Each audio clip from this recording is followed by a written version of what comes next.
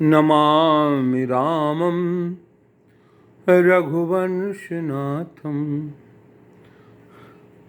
पश्चिम बंगाल में एक लोकसभा के और एक विधानसभा के चुनाव हुए। विधानसभा चुनाव बालीगंज में था और लोकसभा चुनाव आसनसोल में था, जहाँ के पिटा हुआ मोहरा शत्रुघ्न सिन्हा खड़ा था तृणमूल कांग्रेस के तरफ से। सबसे बड़े आश्चर्य की बात यह है कि कॉरपोरेशन का चुनाव हो, विधायक का चुनाव हो, सांसद का चुनाव हो, भारतीय जनता पार्टी अपनी लोकप्रियता खोती जा रही है।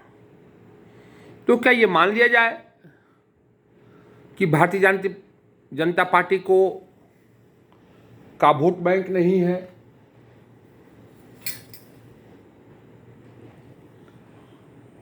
ऐसा बात नहीं है, लेकिन पोस्ट पोल वायलेंस जिस प्रकार से हुआ और जिस प्रकार से रोहिंग्या मुसलमानों और बांग्लादेशी मुसलमानों से भाजपा के कैडर्स को वोटर्स की हत्या करवाई गई, बलात्कार करवाए गए, हमारे माननीय प्रधानमंत्री और गृह मंत्री खामोश रहे। रणनीति का क्या तगाजा था ये तो वो लोग जाने, अच्छे राजनीतिज्ञ हैं, लेकिन जनता को ये बात रास नहीं आई। हम मरते रहे, हम पीटते रहे, हमारे बच्चियों माँ बहनों के साथ बलात्कार होते रहा और आप खामोश रहें। आप पश्चिम बंगाल की सरकार को गिरा सकते थे, पुनः होता चुनाव, आप देखते आपको इससे ज्यादा सीटें आती, हो सकता था कि अब सरकार भी बना लेते, लेकिन उस जज्बे को आपने खो दिया। आप राजनीति के दुभाषिए में फंस गए। आज हालात है कि आसनसोल में बीजेपी का वोट बैंक भी है, बालीगंज में भी है, लेकिन बालीगंज में भारतीय जनता पार्टी तीसरे स्थान पे आ गई और आसनसोल में अपार जन समुदाय के समर्थन से एक पिटा हुआ मोहरा शत्रुघ्न सिन्हा जीत गया। इसलिए कि कौन जाए उपचुनाव में अपनी जान देने, अपनी मां बहनों के साथ बलात्कार करवाने। भरे पड़े हुए हैं रोहिंग्या मुसलमान पश्चिम बंगाल में। यह वक्त था कि हमारे गृह मंत्री उठते। क्या वो भूल गए महाभारत का वो प्रसंग जिसमें भीष्म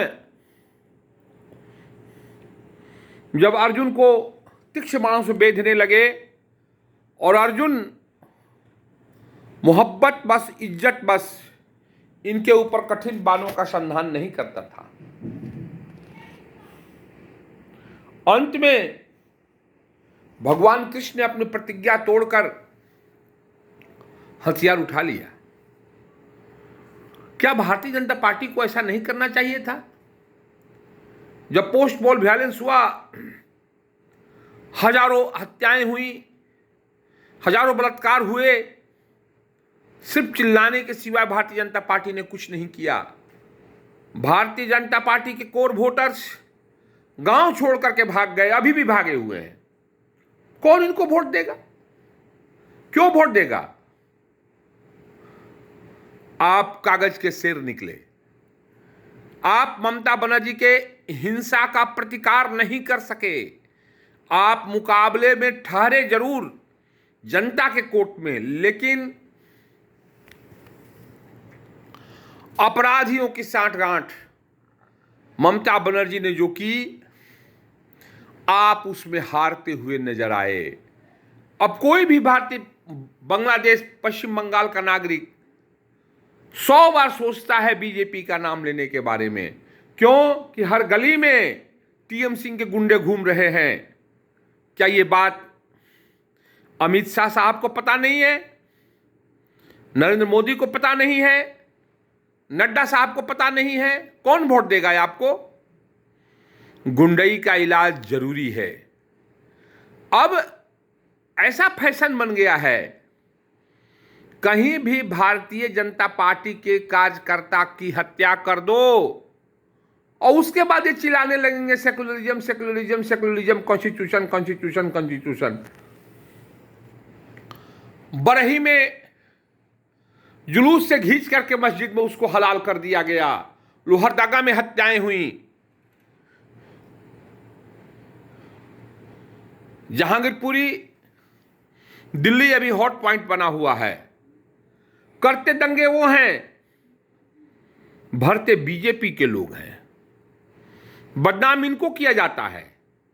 रोहिंग्या मुसलमान सबके सामने सड़कों को इनक्रोच कर लिए हैं, सड़कों से किसी को चलने नहीं देते हैं, रात में कोई मोबाइल लेके जाए उसको छीन लेते हैं। वाह, आप ऐसे महान नहीं बन सकते। एक दंगा हुआ तो आंख खुली, क्या एमसीडी अब देखती नहीं थी कि किस तरह से बांग्लादेशी मुसलमानों ने, रोहिंग्याई मुसलमानों ने अत्याचार कर रखा है। नरेंद्र मोदी तो सतत जागरूकता की बात करते हैं, उन्हें भी जागरूक होना पड़ेगा और जनता को आग में झोंकने के बदले खुद को झोंकने के लिए तैयार रहे। काश ऐसा हो जाता तो आज पश्चिम बंगाल भी हमारा होता, पश्चिम बंगाल में भी कमल के फूल खिलते, भाजपा का झंडा लहराता। लेकिन एक मार के बाद अमित शाह और नरेंद्र मोदी खामोश हो गए, लोगों को मरने के लिए लोग छोड़ दिए। एक इसका पोस्ट पोल वायलेंस, सीबीआई कोर्ट होते रहा, यहां तक कि सीबीआई को भी लोग ढुकने नहीं देता था। क्या मालूम नहीं है नरेंद्र मोदी को?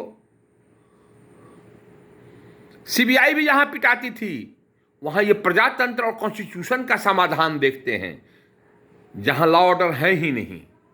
आज हालात ये है कि आज वोट होते हुए भी डर के मारे कोई भारतीय जनता पार्टी को वोट नहीं देता है और टीएमसी के गुंडे सरेआम कहते हैं अगर वोट दिया तो तुमको हम लोग 6 इंच छोटा कर देंगे। सरकार को सोचना होगा, अमित शाह को सोचना होगा, नरेंद्र मोदी को सोचना होगा। जय हिंद।